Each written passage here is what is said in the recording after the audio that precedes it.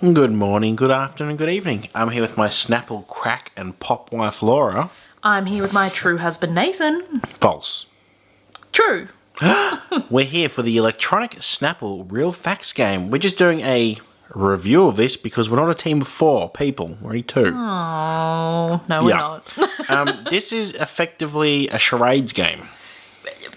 From Snapple. Yeah. The beverage, just in case you haven't heard of it So before. we're in Australia and Snapple's not really much of a thing here. I don't know if it was a thing maybe many moons ago, but the idea was each cap of a Snapple bottle has like a real fact. Such as you can see right here. Usually- This one features 500 all new real facts. Well, back in 2005 when it was released. Yeah.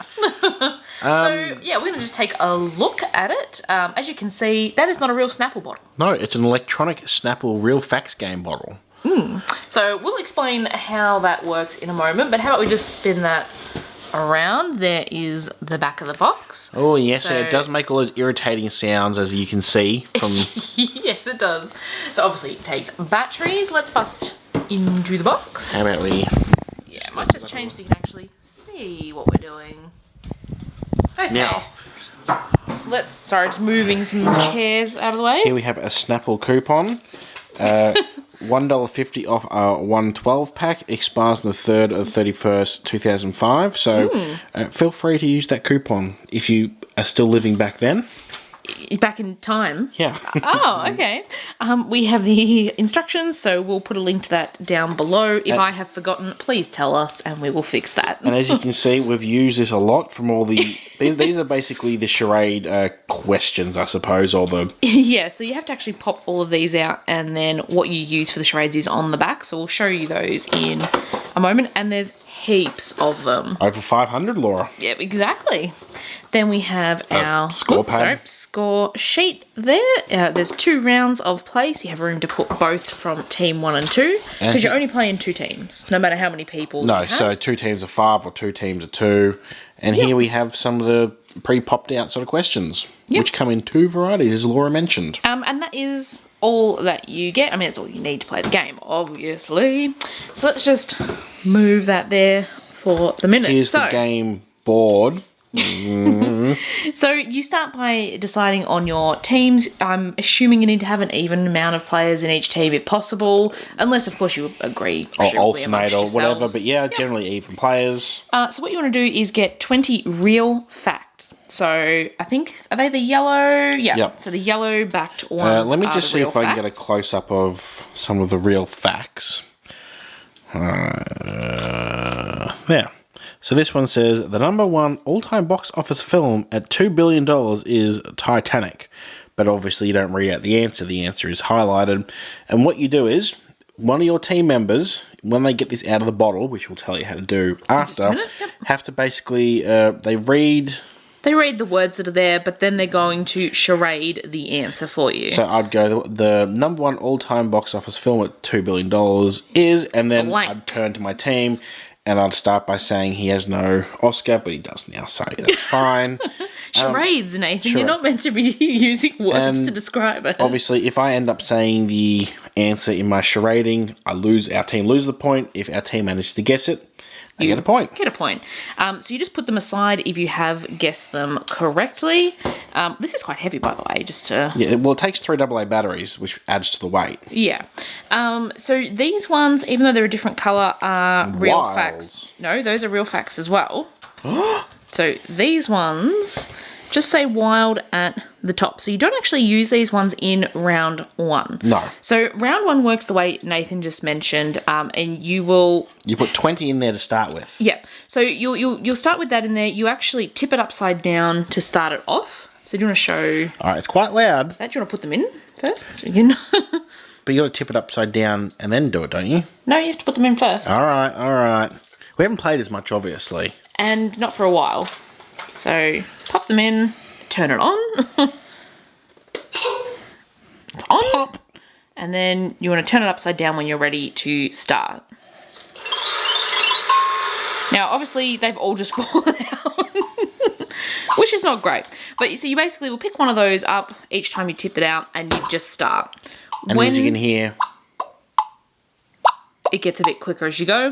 When your time runs out, whatever is left in the bottle, that's so distracting.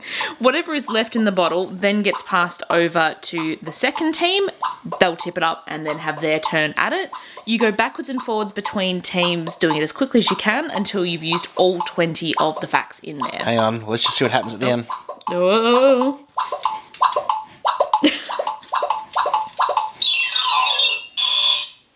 Out of time. So now we would count however many got right and pop into team 1, round 1 on the score sheet. Goes on to team 2. They do the same thing with the charades. You want to keep these, don't put them back with the other ones because you need them for round 2, Nathan. Ooh. So round 2, I believe, functions similar to round 1, except you add 5 wild things. So 5 wild tokens, so which these don't have facts on them. These ones, like, say, pay attention, you're juggling, or you're blowing up balloons, or Milking a cow. you're taking someone's measurements. So basically, you're charading these. If you get one of those If you get one of those, and instead of the team guessing the missing word in the fact, 'cause it's not a fact, they have to guess whether or not you're doing a wild token, if that makes sense. Okay, so you have the original 20 go back in plus 5 of these. So if you pull one of these out, your team needs to know that this does not go with one of the facts you went through in round 1. It's not a fact you're charading, it's just nonsense. Just random stuff. If you get one of the fact ones out, you need to then just charade the word without actually reading the fact that time. Yeah, so if I get one out and it's just a wild nonsense one and Laura tries and guesses anything but wild, I'm going to get it wrong. Yeah, or vice versa. If I get a fact card but then Laura goes, I say, that's wild. Then we lose a point. Yes. That's not good. No. So it's a little bit tricky, the second round. If you haven't been paying attention, whoa. As you can see, it's actually spinning in there. Sure is. So if you haven't been paying attention for round 1, it's going to make round 2 a lot harder for you, is what I was trying to get at. So you really need to make sure. It's actually really difficult because charades is so open-ended. Yeah. If, say this one came up... Whoa, the camera really hates this. Let me see if I can... So if this came up in... Nope. If this came up in round 2 and you were charading for hat, someone might be like, hang on, wasn't there a... trivia fact in round 1 about a hat, and then they're going to be able to put that together with what you said and go, hat, that's a fact. But if they weren't paying attention, they think it's a wild you're doing, you lose a point. Or if you're just terrible at charades. And I believe you go through round 2 the same as round 1. Yep. Once you're done, total up your scores.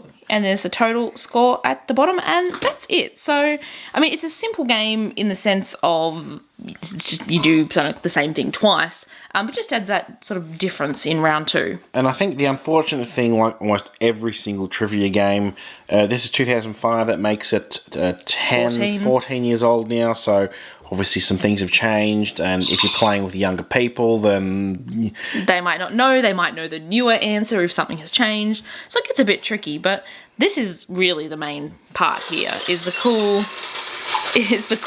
bottle idea, which I'm pretty sure is why we bought it. We just thought it was pretty interesting. Yeah. Get it out. And they also get stuck and don't come out sometimes. Got them all? Almost.